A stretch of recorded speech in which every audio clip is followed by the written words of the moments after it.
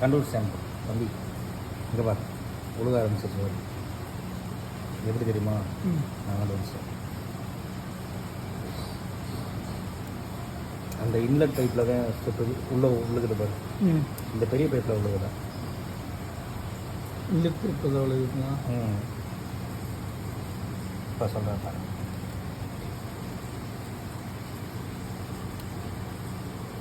அதாவது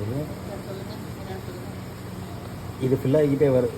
இது இங்கேருந்து எவாப்ரேட் ஆகுதுல்ல மேடம்.